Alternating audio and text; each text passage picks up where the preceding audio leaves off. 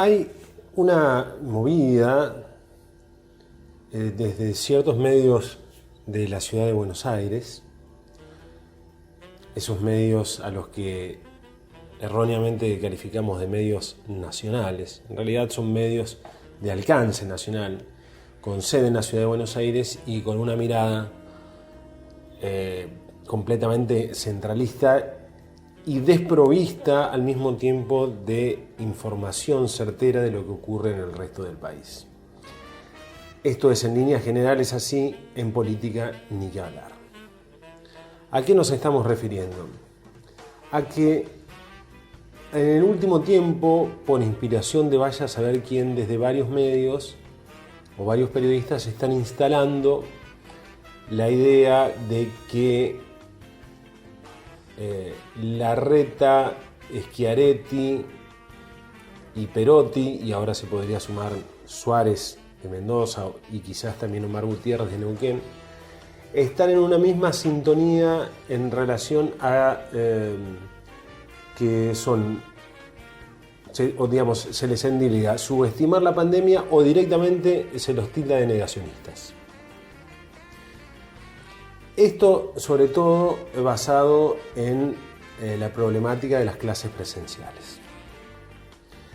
Lo primero que hay que decir en este sentido es que, a diferencia de lo que ocurrió con Horacio Rodríguez Larreta cuando se dispuso el cese de clases presenciales, cese que por otra parte cayó de sorpresa dentro del mismo gabinete, en tanto del mismo gabinete del Gobierno Nacional, en tanto y en cuanto ese mismo día el ministro de Educación, Nicolás Trota, y la ministra de Salud, Carla Bisotti, habían dicho que las clases presenciales no se iban a suspender. Esta decisión que provocó el conocido conflicto en la ciudad de Buenos Aires, la presentación en la Corte Suprema, la resistencia a aceptar esa medida por parte del gobierno de la ciudad de Buenos Aires, pretende ser equiparada a las medidas tomadas en la provincia de Santa Fe con relación a ese tema, que consistieron en acatar la medida, pero plantear la existencia de una realidad diferente, en tanto y en cuanto, por ejemplo, para ese momento en la provincia de Santa Fe estaban vacunados el 94% de los docentes y de las docentes, mientras que en la ciudad de Buenos Aires estaba vacunado el 15%.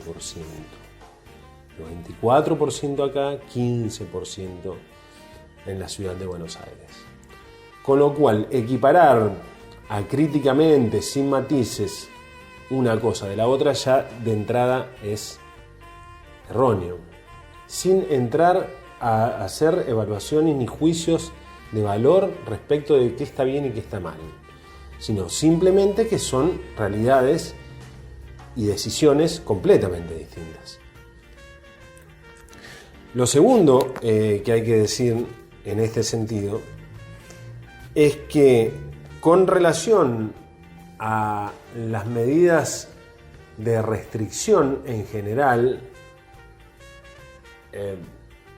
en la provincia de Santa Fe ya se había avanzado fuertemente antes del anuncio y del decreto de necesidad y urgencia del presidente de entrar en una suerte de cuarentena estricta o semiestricta, que es lo que vivimos en estos últimos días. Ya aquí, en la provincia de Santa Fe, las restricciones estaban al máximo del marco que en su momento estaba vigente a nivel nacional.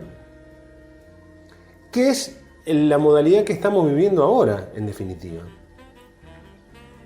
Esta modalidad de actividad restringida claramente y de horario de circulación bajo, de tope de horario de circulación bajo, se había tomado antes del decreto de necesidad y urgencia a nivel nacional.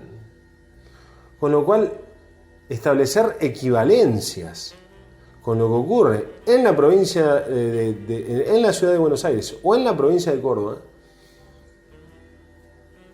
así, de manera acrítica, es un grave error. Es un grave error no en el sentido del análisis o de la evaluación o del juicio de valor político que hagamos al respecto. Es un error en materia informativa. No se ajusta a la realidad. Más aún, si comparamos las últimas disposiciones tomadas a nivel provincial con, por ejemplo, lo ocurrido en la provincia de Buenos Aires, que es bastante más que el conurbano bonaerense, porque también, como consecuencia de esa mirada enfocada fundamentalmente en Ciudad de Buenos Aires y el conurbano bonaerense, el famoso AMBA, nos olvidamos que en el resto de la provincia de Buenos Aires, por ejemplo, hay partidos, es decir, hay lo que nosotros aquí denominamos departamentos, que tienen medidas mucho más livianas de las que se aplican acá en toda la provincia.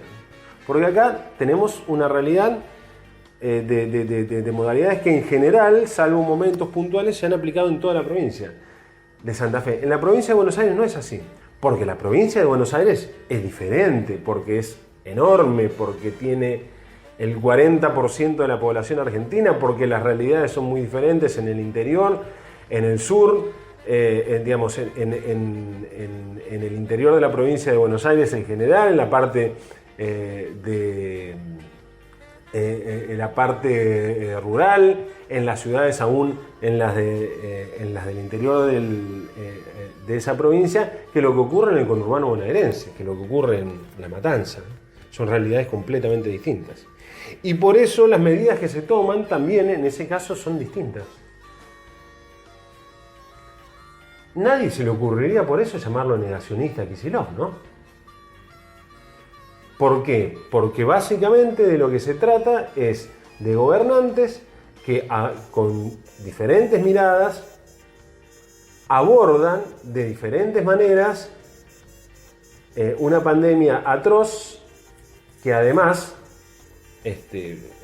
por otra parte, genera siempre esta situación de tensión permanente sobre todo en este momento, entre el sistema de salud y la gente que cae como moscas, y por el otro lado la necesidad de mantener actividad económica en funcionamiento, la demanda social de clases presenciales que evidentemente existe.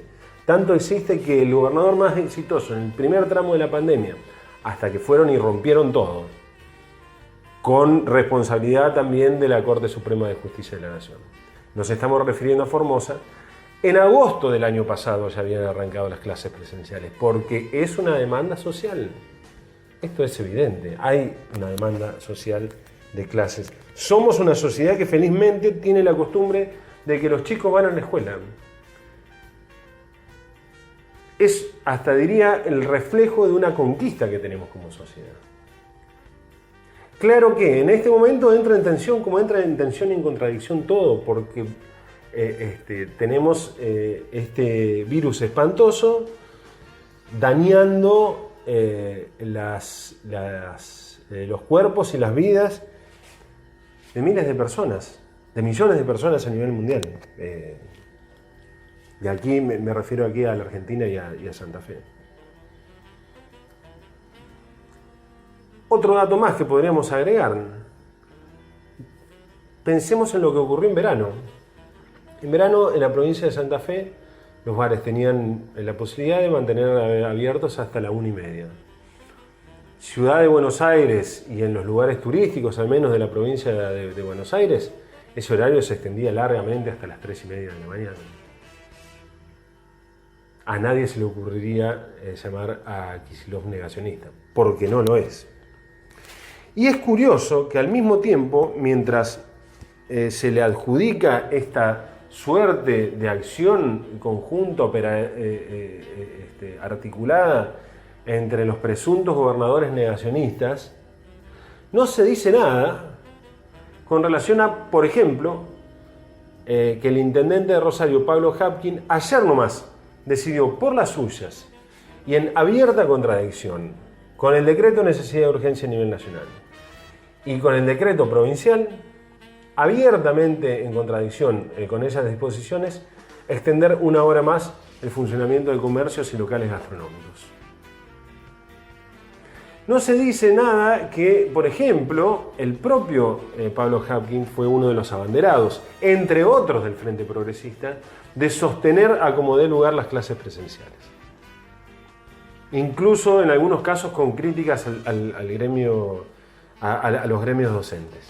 Porque decían, si ustedes recibieron las vacunas, es una barbaridad que pidan que se terminen las clases presenciales.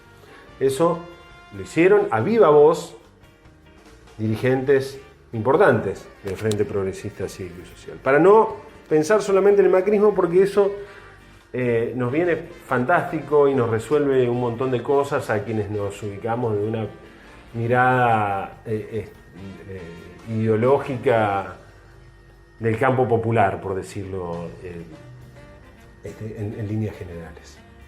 Entonces nos viene fantástico. Ahora bien, ¿qué es lo que pasa acá dentro de la provincia? Bueno, esto es lo que pasa.